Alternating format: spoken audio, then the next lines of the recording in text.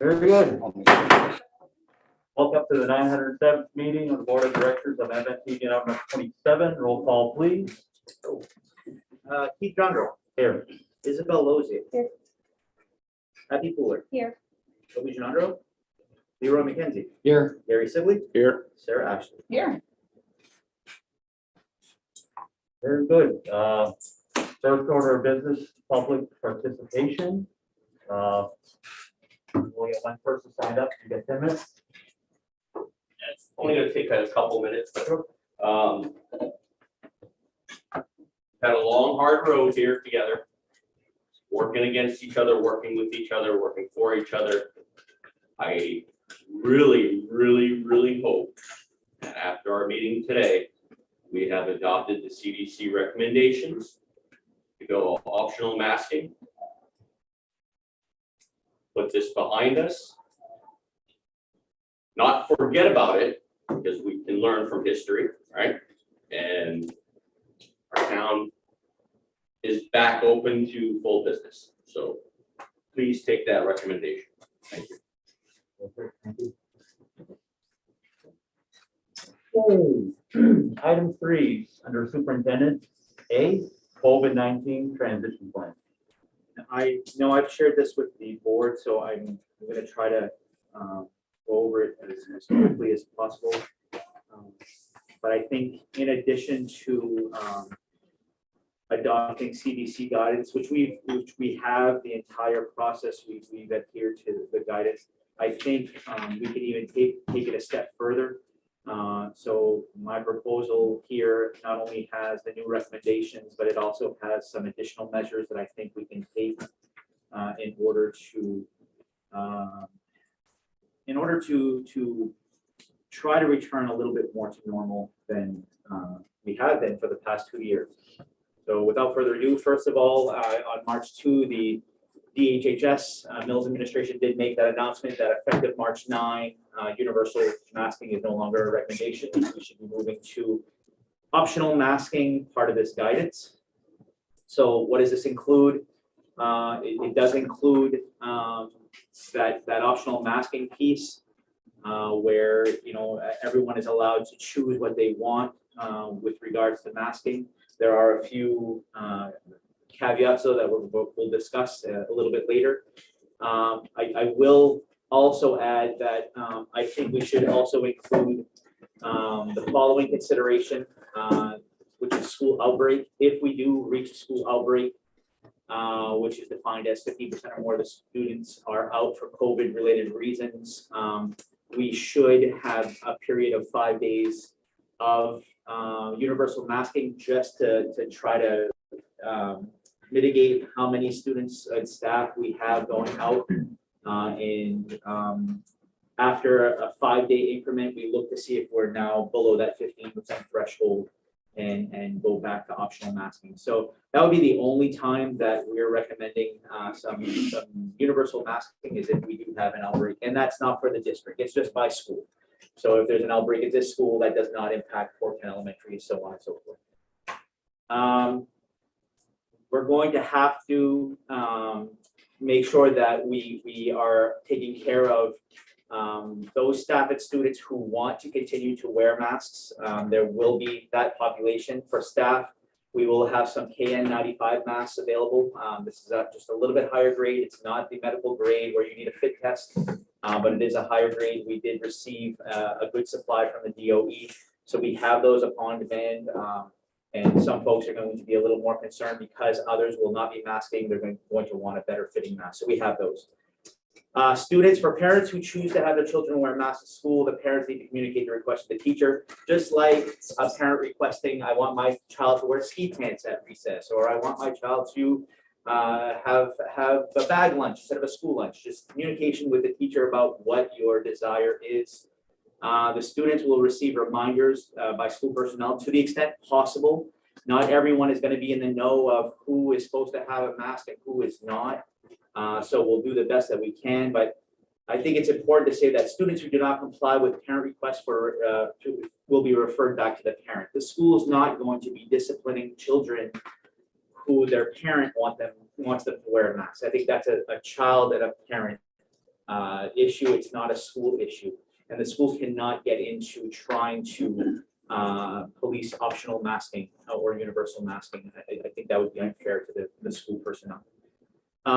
We're going to have some education in the upcoming days around the power of choice. Some people will be wearing masks, some people won't, and we will not be teasing, we will not be bullying, we will not be harassing those who choose one way or the other. We're not going to start this mask versus unmasked in school type debate. We're just going to try to highlight the core values around this. We're going to respect everyone's choice, responsible of the family's preference. We'll be honest that when we test positive and we have to wear a mask for a period of time, that we're going to do that. And we're going to try to remember that to engage and invest in our learning, not on what's on our face or not on our face. On February 25, the announcement from the US CDC did remove the mandate to have masking on public transportation. So we are recommending that whatever we do in schools, which the recommendation right now is optional masking, we do optional masking on the buses as well.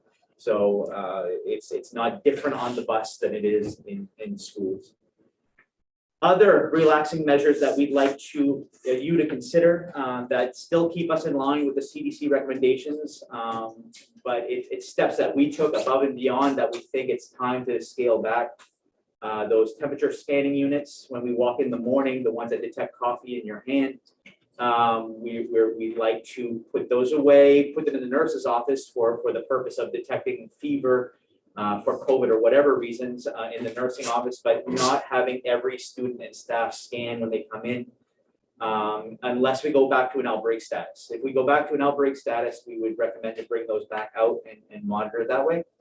Water fountains, we have converted almost all of our water fountains to bottle filling stations, but we have put a cap on the actual fountain piece. It's safe now to remove those caps. If somebody wants a quick sip versus filling up a bottle, they'll have the option. Quick sip bottle. We even have cup dispensers, so we can go right to the cup to we're still gonna recommend you use the bottle filling stations. It's got an extra filter in it, so it's probably better water, but we're gonna remove those red caps. School lunches, we're going to try to do as much diagonal seating because 3-foot distancing is still a recommendation from the US CDC as we speak. So that distancing thing is still in place, but we can create 3 feet through diagonal seating. That original one directional seating, never facing anyone. We need to get away from that, and we've already done a lot of that in our schools. So it's just more of what we've already been doing.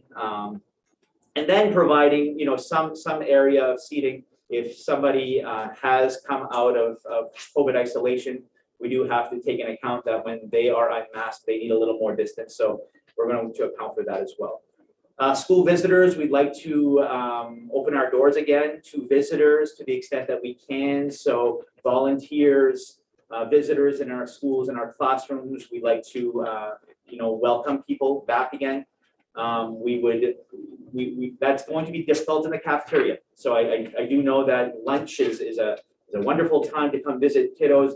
It's hard to keep those 3-foot distancing when we have additional adults. So we'll be honest as schools, when parents are asking to come visit or request to come volunteer, we'll just let you know if lunch is a possibility or not. But we would like to welcome our visitors back.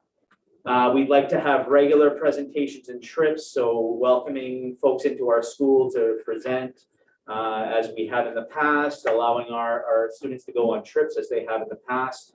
We'd like to rent our buildings out again to outside groups and have those outside groups in our schools. We'd like to allow our staff to enter from the entrances that they had before COVID-19. Now they're entering only where there's a scanning unit. We'd like them to park where they used to park and enter the building from where they used to enter, just for a little added flexibility. There are some things that have not changed that are still part of guidance. The guidance for isolation and quarantine still exists. So we have to adhere to that as it appears in the SOP. The last SOP in Maine is the February 16 version. We think one's going to come out next week, which may change some things, but for right now, we're following that isolation and quarantine recommendation, which is a 5-day isolation quarantine period. Return to school after 5 days if your symptoms are gone. With that being said, there is the masking mandate when you return from an isolation or a quarantine. So individuals who come back from a COVID infection or from a close contact, the close contact's a little bit different. It's only for unvaccinated folks, but you've got to mask for 5 days. So that's going to be a challenge for us. It's going to be a challenge for us to know who those folks are, but we're going to try to do it to the best that we can, keeping a running Google Doc with dates of return and making sure we're going to ask the staff and students to just try to be honest about that as best they can, so that we're trying to limit the spread of potential virus. Contact tracing is a relaxed measure. In other words, it's to the extent possible is the language they have in the SOP.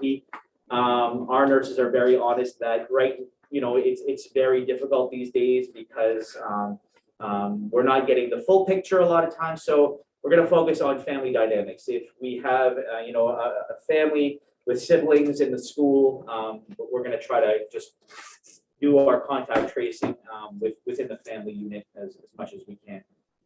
Physical distancing, I mentioned before, it's still 3 feet to the extent possible, especially if you're unmasked for more than 15 minutes.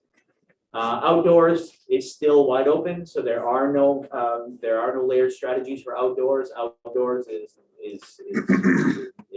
like it always was before COVID, so that's good.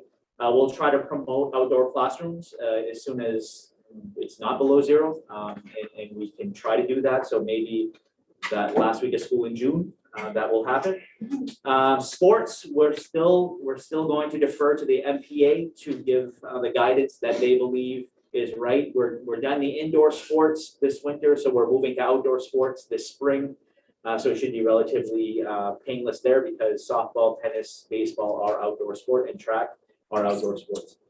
We're still going to ask sick people to go home when they're sick. That's not a COVID thing. That's forever and ever. Since schools have been schools, we ask sick people to go home or stay home.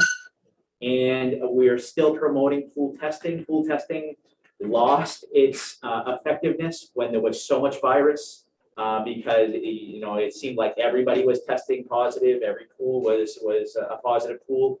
Now it's back to minimal positivity. So I think we had 1 positive pool here at CHS yesterday. I think I know my pool was the one. So so it's back to having an effectiveness. Plus, it also keeps unvaccinated folks out of a required quarantine if they're in pool testing. So if you're unvaccinated, you're a close contact, and you're in pool testing, you can stay in school. And then a further recommendation from our school nurses. It is supported by the SOP, but in the SOP it does say recommended, and we all know that recommended is not mandated. Our nurses would like to promote a negative test to return from your isolation. So after your 5-day isolation, you want to come back on day 6, which you can. All we're asking is for a negative test. We'll do one right here. So it's not like we're sending you out to do it. We'll accept the Walgreens, we'll accept the St. John Valley RX, the Northern Maine Medical, we'll accept those, but we can do them right here as well. And that's just peace of mind that you are ready to return and you're not going to spread the virus. Although the recommendations in this transition plan do not put us back to normal all the way, they put us in a wonderful step in the right direction. So we hope the board can consider our recommendations as a total package as I presented in this transition plan. Question? Yes, Leroy. So I'm going to start from the back since you're already there. Yep. On the return from isolation quarantine testing, I don't see any protocol here for the if somebody actually has tested positive, what are we doing? Because obviously, I mean, they can't come back to school with a negative test if they're probably not going to test negative for 90 days, I believe, that you can still test positive. So what implementation is there for somebody that tests positive, stays home? I mean, what if they need to come back? So the antigen test is the test that we're recommending to come back, and that's because the antigen test does detect it's only an effective test when you have symptoms, and you actively have the virus. In theory, in fact, it tests more negative than it does positive, so it's highly likely that we are gonna get those negative results. But because the CDC guidance says that you can return on day 6 to 10 if no symptoms exist, you're left to the individual being honest or not. We just like the peace of mind of having that test coming up. And then under the optional masking, is there a specific reason why we have to have an automatic trigger when it comes to the 15% of the school? Is that not something that we could call a meeting to? Should we have that rather than having an automatic trigger? We could. My fear is that we're going to be prompted to have meetings regularly, often, to just look at data that's going to be exactly this, right? So I'll sit before you, I'll say, okay, we're above 15%, and then we'll all go, okay, so what do we do with this 15% or 20%, whatever we are? I would rather we set that limit. Outbreak status was defined for a reason, and the school nurses, in consulting with the school nurses, we felt like that was a good natural trigger to just say, okay, let's mask up for a period of 5 days. We'll see if the virus goes through the school and then return. So that was the only reason. It was to have something as a measure to say, this is when we go back to optional, to universal masking. Because school data is always more accurate than a county designation color or a US CDC map that looks at, things that are probably 2 weeks old. We felt like real-time school data is really more valuable. Okay. So under the net, which would be the next page. Okay. Right there. Okay, so I'm actually okay with the staffing, the masks available. My question is that under the next section where it says students, shouldn't this be more of a parent policy, like you've said? Yeah. I mean, is that something that we actually need our educators, our teachers to, interact with them on the students on that? I mean, What I would propose is, once you all adopt this, if you adopt this, we would send out education to the parents on what optional masking means and what the parent's responsibility for that is versus what the school's responsibility is. I think parents need to know that we are not going to be the mask police for them. It's just not fair for our staff.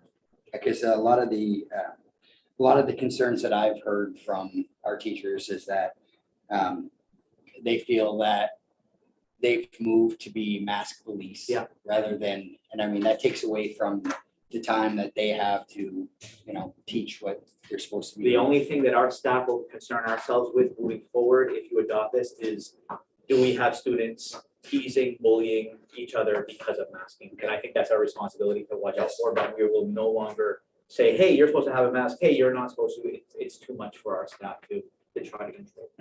And then going along with the core values and the option in there you go. Isn't that something that could be done in that same reference, in that same information packet that you send home? Absolutely. Or maybe during a periodically through a morning announcement? Absolutely. Or something, rather than delaying the inevitable here? Yeah, no, whatever we decide to do here, all I wanted to press upon the board is that we would like to make sure that we are communicating that we're going to be respectful of one another no matter what people choose. How we do that is really going to be up to the schools, how they disseminate that to their students. Sure, that was the last question. Anybody else have any questions? Ben, I think you did a really good job putting that together. It's actually a lot more lenient than what I thought you were probably gonna come up with. The only thing I really don't like is like Leroy said about the automatic trigger. They haven't worked well for us in the past, on anything we've used them for. That would be my only, my only consideration would be to maybe change that language to something that triggers a board meeting and not automatic universal masking. You guys, I think all along we've had some sort of trigger and yes, sometimes they're not. I mean, last year it was, remember we had the, how many, depending on how many cases, and there was times where it was like, there are 6 active cases today, which would have triggered it, but tomorrow there's gonna be 3. So I feel, and so the decision was made to like, well, we're not gonna go remote because of, for one day kind of thing. I think that makes sense. I mean, and we're not talking about going remote, we're talking about masking for 5 days until we can get over the hump to try to minimize that need for it getting to the point where we have to do things that are more extreme. I agree. I think this is I good. would be comfortable with saying simply, unless the main CDC changes their guidance, then we just stick with whatever the main CDC says. And not having a school trigger. I defer to the board. I'm just going based on what is comfortable with our staff that review this. And it was based on some of the recommendations that were made in some other Houston County schools, and that's kind of what we Yeah, went. I think that having that trigger is a good thing. And then if we need to, if it doesn't make sense, then we can meet and be like, okay, well, this trigger doesn't make sense or something. But when you're talking about the main CDC, it's the US CDC that puts out that new guidance with the new colors now, the low, medium, and high. Yep. Which we just went back to medium last night. It's only high that, it was kind of confusing reading that piece as far as it was, they recommended masking, but So when we met with Dr. Shaw, what's the date? So we met with Dr. Shaw Wednesday. Most of Maine was in red still. And the question did come up is how can Maine be recommending optional masking? Optional masking when we're all in red and the US CDC says red means you should be masking.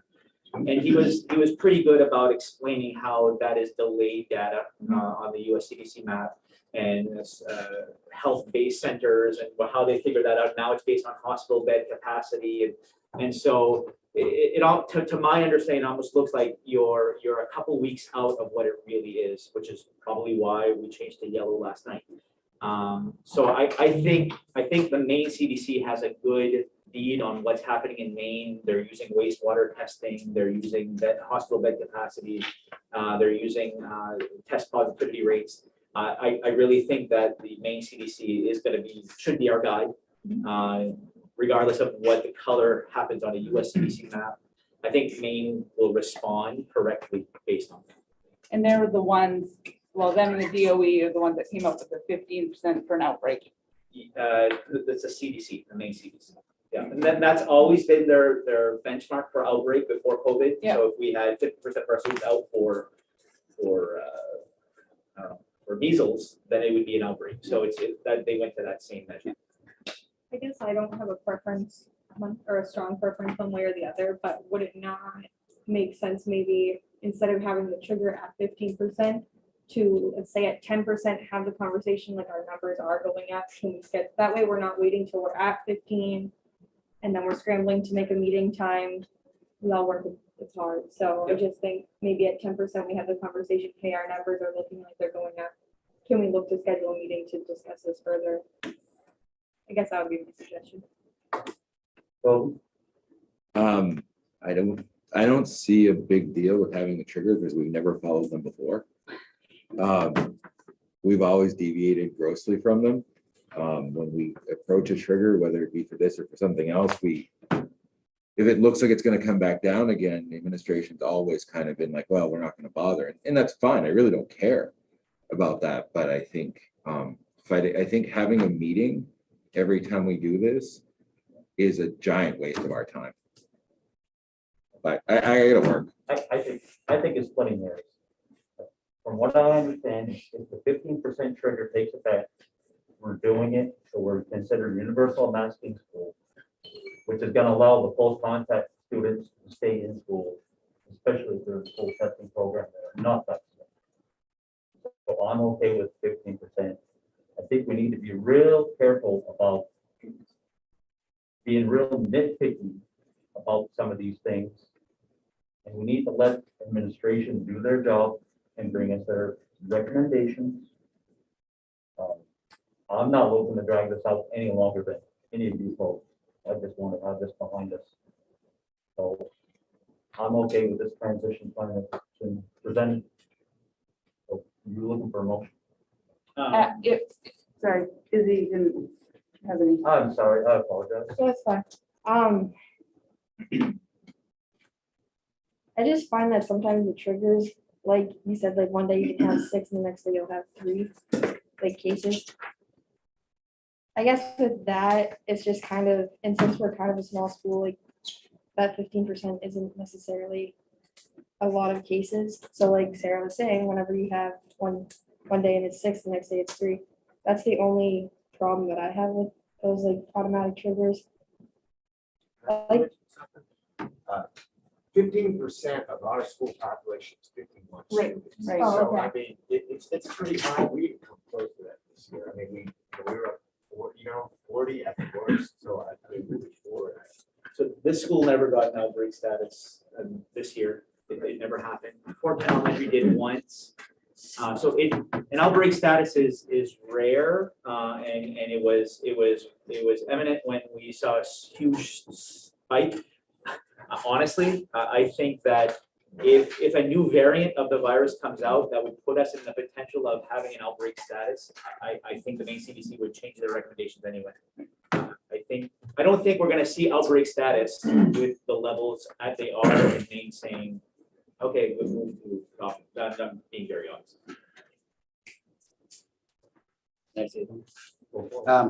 I would actually, I mean, given that light, I would actually be okay with the 15%. I would like to see it change to be effective today rather than the 9th. I don't really see a purpose and dragging out. Once again, like I said, what's gonna happen, might as well put it in effect today and be done with it. So I'm sure that we would have a lot of happy people. I completely understand what you're getting at. The color coding changed today. Everybody's ready to just take them and just fling them. The only problem, and it's not really a problem, it's just a matter of policy, simple policy. And if everybody here on the board votes unanimously to change the motion as laid out in the agenda, we can change that date. But right now, the next motion under new business, which we haven't discussed yet, that motion would probably have to fail, and then we'd have to introduce a new motion. That's a recommended motion piece. Right. Are we ready for a motion? Within the agenda. Can I just, before you guys start, I totally agree as well. In fact, I would say yesterday instead of today, if I could, but I do want to just be, I want to be mindful of the families that need to wrap their minds around this and how they're going to educate their own children about, we want you to be wearing your mask. So I would at least say, wait till Monday. If you're gonna make any changes, wait till Monday. That's the only thing I would recommend, just so that we're not here at school today and the kids are already on buses and they haven't had a chance to talk with mom and dad. And, you know, some kids are ripping their masks off and some are not. I just would rather families have at least a day to talk about it. That's the only thing I'm concerned with. If I'm being honest. I agree with that. I think doing it today, I mean, there's kids almost getting spelling, so I feel like that's not really fair to families. Yeah, I dropped my daughter off before I came here. So But I'm comfortable with. what I'm gathering is from what you're saying is there'll probably be mass, well, I don't say mass confusion, but some of the little kids who've been wearing their masks and they understand where they're wearing their masks. If they just come to school, all of a sudden the teachers, the staff, everybody can explain to them what's going on today. And let's give the parents a chance to do that with their children and then come in Monday if the board so decides. Been dealing with masks for 2 years. The majority of kids, once they leave this building, do not wear a mask. They're not masked at the ski tow. They're not masked anywhere else. Those kids that the parents want them masked are very clear. The parents want them masked because they're wearing them at the Swamp Buck, they're wearing them at Pat's Pizza, they're wearing them everywhere else. So I think to delay any more than today is ridiculous. School districts all across the state are going effective immediately. March 9th, March 7th, it's all throwing darts. We've dealt with this. This isn't something that happened overnight.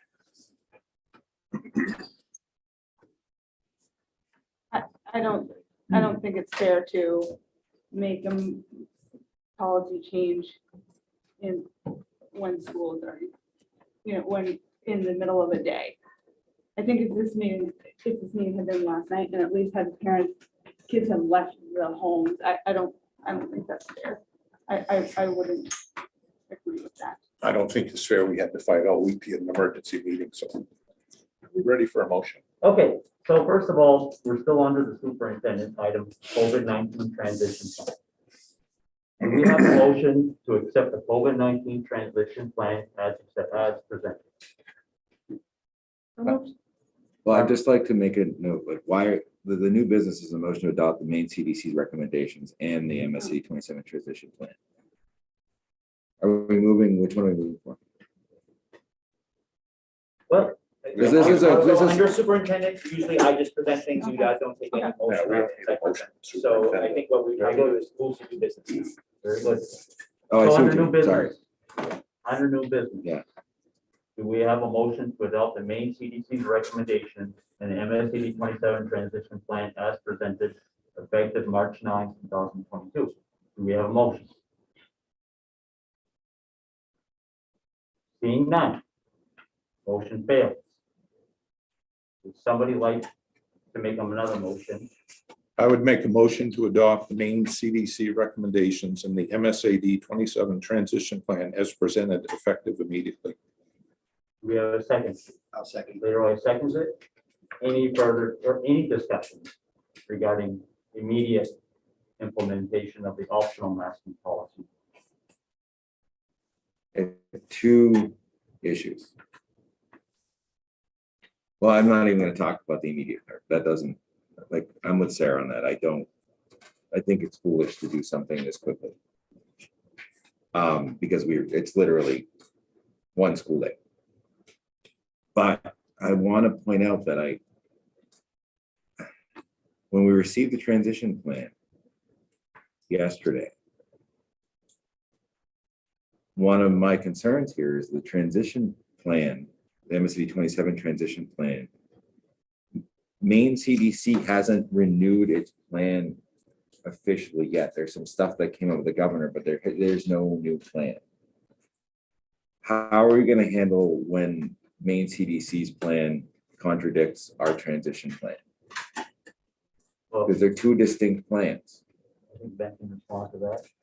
So the only thing that the main CDC is holding off on is data coming out of the February break to support the recommendation they made Wednesday. So I think given the fact that all counties have moved to yellow effective yesterday, proves that those numbers are declining. We see it in our own schools. So the main CDC is not going to come out with other revisions of any plan. They'll have a new SOP that might have more restrictions, but we've never come to the board level for you to approve an SOP. That's something we just have to follow. So I think the only thing the main CDC is waiting on was that data to support the announcement they made on Wednesday.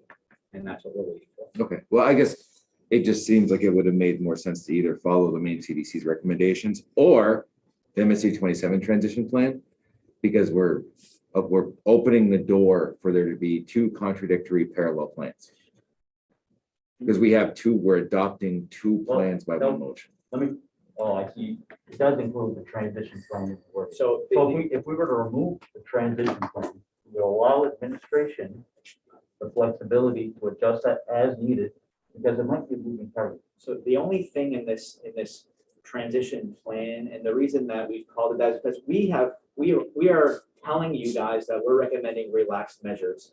Temperature scanning units, water fountains, these are not things that the main CDC made us do. These are just things that we'd like to roll back on because I'm tired of seeing kids waiting at the door to scan their forehead when I don't think we got a single fever in 2 years on those scanners. So these are the things that I'm just trying to show you in this plan. So we don't have to call it a plan, we can just call it whatever, but I'm fine with it. I'm just letting you guys know this is what we'd like to do. Okay, so it's really just, it's all about the wording, right? Because the original motion has transition plan as presented. If we take as presented out of a future motion, that gives our administrative team the ability to To adapt to whatever's thrown at them. I agree. And that can change on a daily or weekly basis. Remove the as. And we don't want to be having meetings every other day. My concern is if we end up in a situation, because these are two distinct recommendations, the transition plan is a recommendation. We don't want to put ourselves in a position where we're having to deal with the fact if they diverge, which they could. Things change so often. I mean, we've had to deal with just crazy stuff for the past 2 years, and I don't want us to be in a position where we have two conflicting plans. So can I amend my motion? Actually, the first motion died.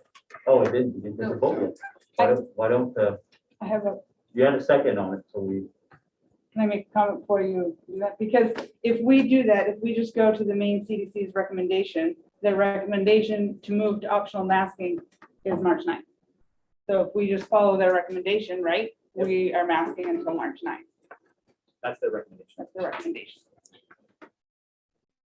And I'm okay with removing any motion to accept the transition plan. It's an administrative plan, so administratively, we're just gonna put that plan in action because it's not against any guidance that we've received from the Maine or US CDC. So I'm okay with that. Honestly, Ben, that's the best part of the whole motion is the transition plan. It truly is. So can I amend my motion? vote for it. And make the motion to adopt the current Maine CDC recommendations in the MSAD27 transition plan effective immediately. There's a second for that one. For a second. Any further discussion? It inherently is broken. because the CDC's recommendation is March 9th. Right. So we are in adopting it, we are breaking it.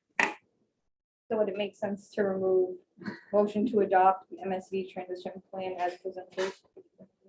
Well, no, it's the CDC part. CDC's recommendation is March 9th, so we can't say we're gonna follow the CDC's guidelines Right, and then in the same motion violate the CDC's guidelines. but if you remove the main CDC recommendation from that and just go with the MSV number 27 transition plan, Which is based on the main CDC. but, right,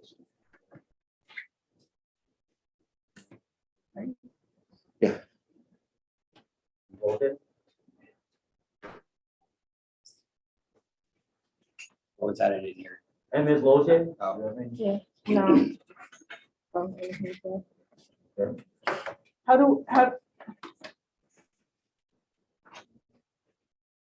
I don't know how you get out of the. Okay, how about if you motion to accept the Maine CDC's March 9 recommendations effective immediately? Here we go. Well, I feel comfortable with it Monday, but Well, or Monday. Well, we have a motion on the floor. Let's take that motion. We're gonna start over with a clean slate. All those in favor of Gary's motion, and Leroy's second. Show of hands, all four. 4-4. Any opposed? I think we should wait till Monday. Okay. Motion passes. Effective immediately. I still don't understand how that, if the CDC currently says that masking moves to optional on March 9. I don't know how you take off masks today. If we said that we're gonna do this, starting right now, that recommendation isn't effective until Wednesday. So we're still masking until So I'll Wednesday. make another motion It- to do it with the exception of their implementation date. It's already passed. The motion's already through. So why are we continuing to talk The about it? motion was. Well, because I Well, we think, can Gary, do- because it's illegal, we created we passed a motion that on its face is violates itself. Right. When I suppose, I mean, I guess on some level, nobody cares anymore. But I think it's problematic when we're, I mean, I'm just gonna say, we're having emergency meetings to pass motions that don't even logically follow themselves. All right, so we need to take a step back. Gary, would you like to make a motion to rescind the previous motion that passed? Once we get that cleared, then we can enter into a proper motion. Just a motion to rescind. Made it to. The following students, please report to the senior room. Emerson Bois, Lauren Braun F., Sadie Carnes, Vera Kelly, Sarah Labby, Kaylee Neto, Connor Pelletier, Ethan Raymond, Nathan Townsend, Connor Vizin, Nathan Vizin, and Logan Wood. So I have a question. Based on the motion that just passed to follow Maine CDC's recommendations effective immediately, does that mean masks come off today or not? Because those, like, I see what you're saying, those are two different things, because the CDC's recommendations, we're saying we're gonna follow them starting immediately, and the recommendation is to unmask on Wednesday. I would make a motion to rescind my motion. A second. Very good. All in favor? I don't even know what to do. So basically what we're doing is we're. But if I backing off didn't, our if I previous- didn't vote on that, do I, on the original Listen, one? we passed I can still Gary's, vote on it. we passed Gary's original motion. We decided to pass. Yeah, I didn't know if I could vote on a rescinded motion that I didn't vote for in the first place. That was my question. Doesn't matter, we're making it all out. So I'm gonna make a motion to. All in favor of rescinding that motion? Already did. Toby, are you voting? I'm again. All in- So I'm gonna make a motion to adopt the Maine CDC recommendations in the MSAD 27 transition plan with the exclusion of the implementation date of March 9th. Make it effective immediately. Seconded by Leroy, sorry, not Larry. Not yet. Any further discussion? Just so you all know, we're not going to be making any huge announcement in schools. We'll let parents communicate with their children. So that's just for a peace of mind thing so that, you know, I'm less concerned about this building. I'm more concerned about the elementary building. So there's not gonna be like a big unmasking ceremony. Oh, there will be somewhere. Very good. Any further discussion? All in favor? Any opposed? I still think we have the problem, but I'm just gonna leave it at that. Understood. Motion carries. Is there a need to have a meeting next Monday? Or can we delay for a couple of weeks to see how this all goes? And then I'm proposing Tuesday, March 15 or Wednesday, March 16. The date's good. I don't think I'm around, but that's okay. Tuesday. would be Tuesday. better than Wednesday. Okay, so can we, I'll send a notice Tuesday, March 16th. March 16. All right, motion to adjourn. Leroy, seconded. Abigail, all in favor? Very good.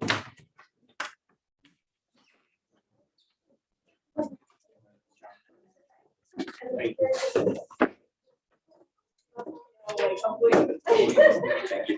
This is a happy kid. Okay. Have a great-